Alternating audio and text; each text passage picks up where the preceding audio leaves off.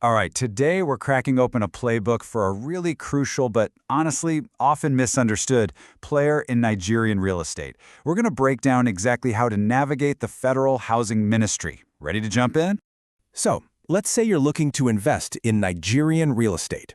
Your mind probably goes straight to location, right? Local permits, state-level land deals, the usual stuff. But what if I told you there's a federal power player, a big one, whose strategy could literally make or break your entire project? And that brings us right here. Now, when we talk about the Federal Housing Ministry, I want you to get the image of a dusty old bureaucracy out of your head. We're looking at this as a strategic entity, a key piece on the chessboard that you have to understand if you want to win. Look, it's super common for investors to just focus on the state level. And for your everyday transactions, yeah, that makes sense. But if you're thinking bigger, if you've got ambitious, large-scale projects in mind, the real power play, the game changer, is understanding and getting in sync with the federal strategy. So, what exactly is this ministry? Think of it as the strategic brain behind the entire country's housing direction. This isn't the office that stamps your individual land deed. No. They're setting the national housing policy, they're managing all federally owned land, and they're defining the standards for how cities and towns should develop across the entire country.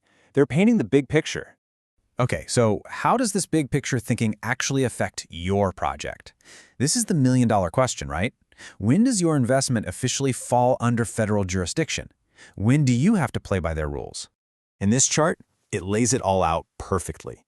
You see the clear split. On one side, you've got the state government. They're the administrators, the day-to-day land deals, the local building permits. But over on the other side, that's the federal ministry. Their role is all strategy, setting those big national goals, overseeing massive housing programs and public-private partnerships, and managing federal land. It's two completely different ballgames. So here it is. This is your checklist. If your project involves any of these things, we're talking huge, large-scale developments, or those public-private partnerships, PPPs, where the government and private companies team up, or if you're dealing with land owned by the federal government, or your project ties into a national program like something with the Federal Housing Authority, well, congratulations. You are officially playing in the federal league. You have to engage with the ministry directly, no way around it. Which brings us to your first, and I'd argue, most important strategic move. And listen, this isn't about seeing compliance as some boring chore you have to get through. This is about strategically aligning with national policy to unlock some massive opportunities. And this breaks it down into a simple but super powerful three-step play. First, you do your homework. Dig in and really understand the national goals. What's in the national housing policy? What are the urban development plans?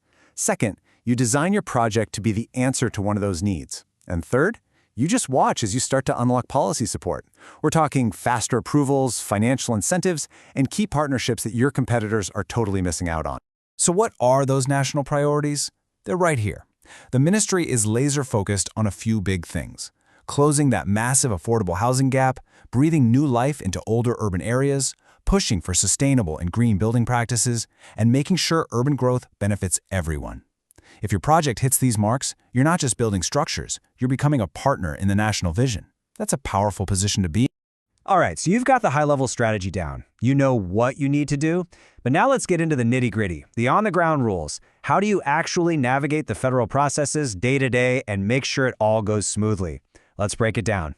Think of this table as your cheat sheet. 4 key areas you've got to nail. Documentation, it needs to be comprehensive, accurate, and super organized. Communication, always use the formal channels and don't be afraid to be proactive with your follow-ups. Compliance, stick to the national building codes like glue, no cutting corners.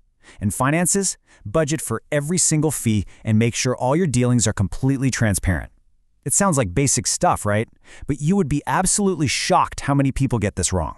Professionalism is everything here. And this quote just hits the nail on the head. Patience and documentation discipline.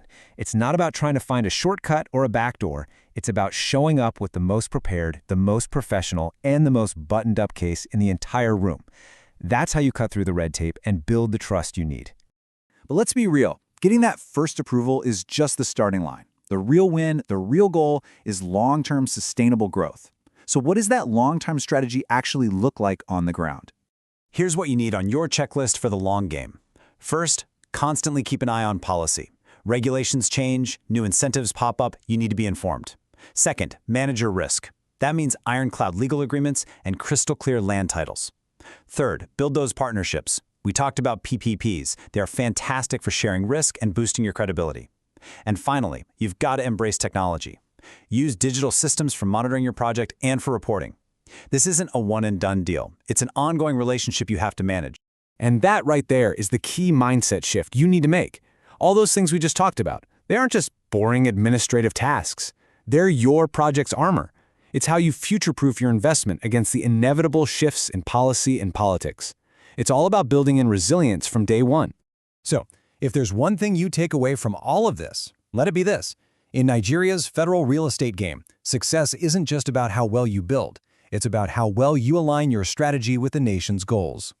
Which really just leaves us with one final, big question for you to think about as you move forward. Take a hard look at your current plans, your approach, your whole mindset. Is your strategy really ready for Nigeria's future?